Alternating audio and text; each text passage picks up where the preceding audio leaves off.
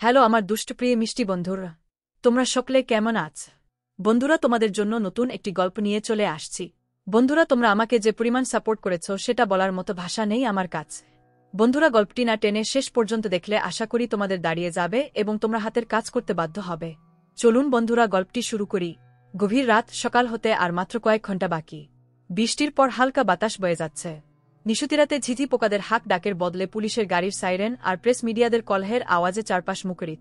গাড়িটাতে বুড়ি বা সে জাতীয় কোনো কিছুই পাওয়া যায়নি। কেউ ভাবছে হয়তো গাড়ির ভেতরে পুড়ে ছাই হয়ে গেছে।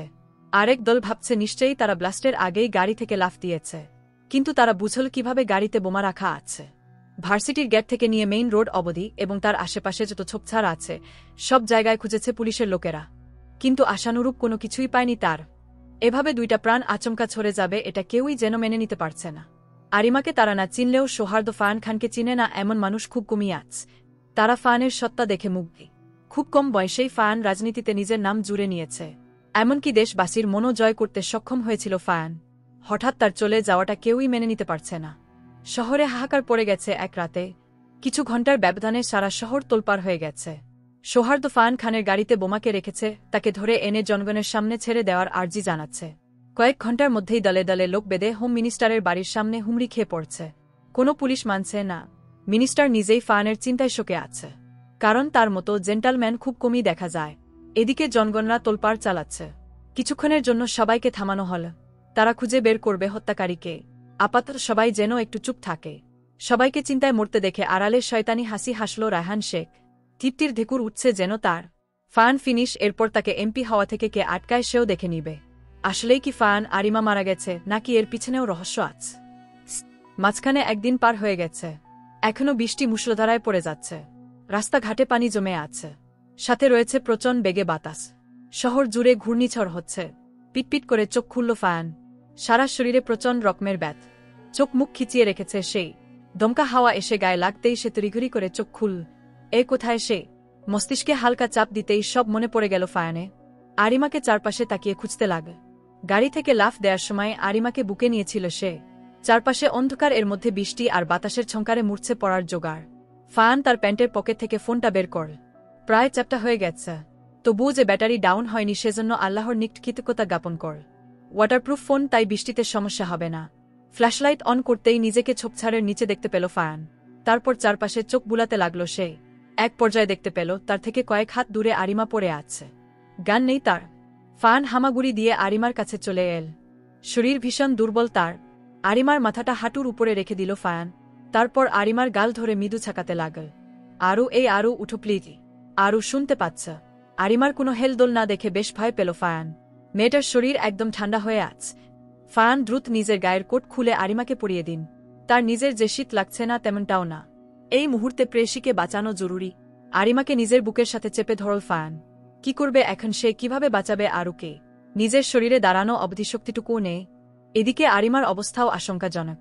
আচমকা ফায়ানের মনে হল সে কল দিতে পারে, যেহেতু তার কাছে ফোন আছে। ফায়ান আবার মোবাইলটা হাতে নিয়ে ভাবতে লাগল কাকে কল দেয়া ঠিক হবে। নাদিমের নাম্বারটা আগে ভাসছে, তাই আর দেরি না করে নাদিমের নাম্বারে কল ঢুকালো ফায়ান। কিন্তু নেটওয়ার্কে জ্যাং। রাগে ফায়ানের হাত মুষ্টিবদ্ধ হয়ে আসছে। দ্রুত আরিমার পালস চেক করে নিল সে। মেয়েটা খুব কমই রেসপন্স করছে। কে জানি কি হবে। এদিকে নেটওয়ার্ক একবার পাচ্ছে তো আরেকবার পাচ্ছে না। ফায়ান আরিমার মাথাটা নিজের বুকের সাথে মিশিয়ে নিয়ে বিড়বিড় করে বল, আল্লাহ সাহায় হ, আল্লাহ সাহায্য কর। ফায়ান চেষ্টা করে যাচ্ছে যেন আরিমার মাথায় বৃষ্টির ফোঁটা না পড়ে, কিন্তু যা হবার তা তো আগেই হয়ে গেছে। এখন শত চেষ্টা ব্যর্থ হবার পর্যায়ে। নাদিম, সাহিত্য আর জিসান বাহিরে বের হয়েছে। একবার ঘটনাস্থলে যেতে হবে।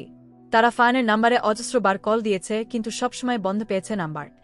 জিসান গাড়ি চালাচ্ছে, পিছনে সাহিত্য আর নাদিম বসে। কারো মুখে কোনো কথা নেই। সবার উপর দিয়েই ঝড় বয়ে যাচ্ছে।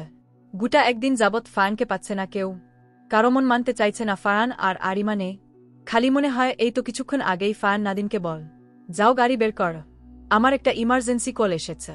গাড়িতে পিনপতনতা নীরবতা বিরাজ করছে।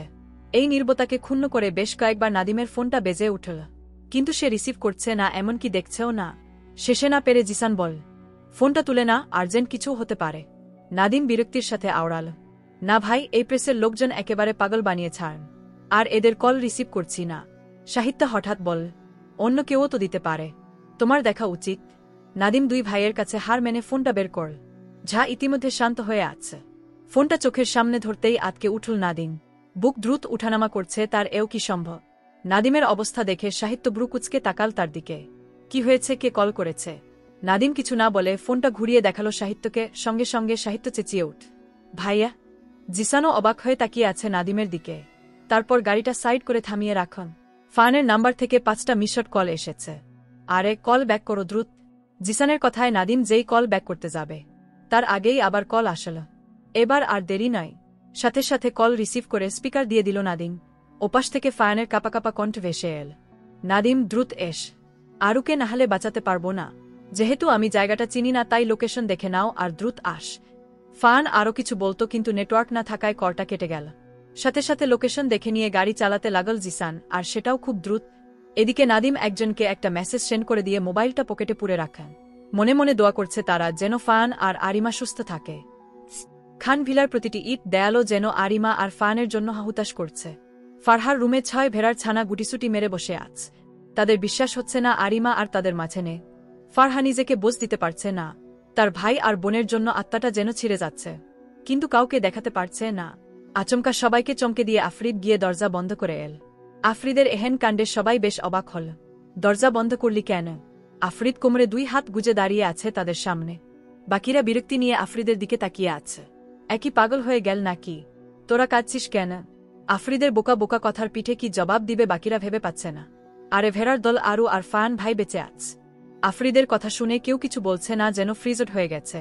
ফারহা আফরিদের কাছে গিয়ে তার কলার চেপে বলেন, সত্যি? আফরিদের বেশ মায়া হলো ফারহার প্রতি। কি অবস্থা হয়েছে মেয়েটার? সে মাথা নাড়িয়ে সায় জানান। সাথে সাথে ফারহা খিলখিল করে হেসে উঠল। শান্তি লাগছে তার, ভীষণ শান্তি। দূরে দরজা খুলে বেরিয়ে এলো সেই। তারপর রামিসা রুমে চলে এল। আপি?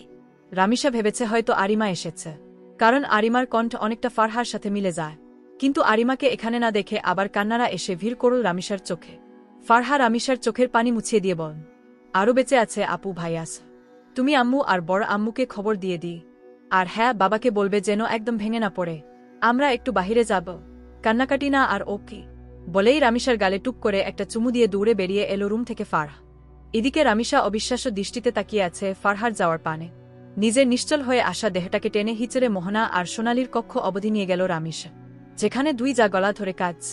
পাশেই 2 ভাই কপালে হাত দিয়ে বসে আছে। দিশা দিয়াজকে কোলে নিয়ে চোখের পানি ফেলছে। ছোট্ট দিয়াজ কিছু না বুঝে সবার দিকে ফ্যালফ্যাল করে তাকিয়ে আছে, আর একটু পর পর হাত পা নাড়িয়ে খেলছে। রামিসা দুর্বল গলায় বলে উঠে, ওরা বেঁচে আছে। 6 ভেড়ার ছানা গাড়িতে চড়ে বসে। উদ্দেশ্য ফায়ান আর আরিমাকে যেই হসপিটালে নেওয়া হয়েছে তারা সেখানেই যাবে। গাড়িতে বসে ফারহা সিমরান আর বেলার দিকে তাকিয়ে হেসে দিল। ফারহার হাসি দেখে বাকিরাও হেসে উঠ। এই যেন শান্তি আর তৃপ্তির হাসি। বিপদ কি এখানেই শেষ, নাকি আরও কিছু ওত পেতে আছে তাদের জন্য? 6 ভেড়ার ছানা কি সুস্থভাবে ফায়ান আরুর কাছে পৌঁছাতে পারবে, নাকি এখানেও তাদের ঝামেলা পোহাতে হবে?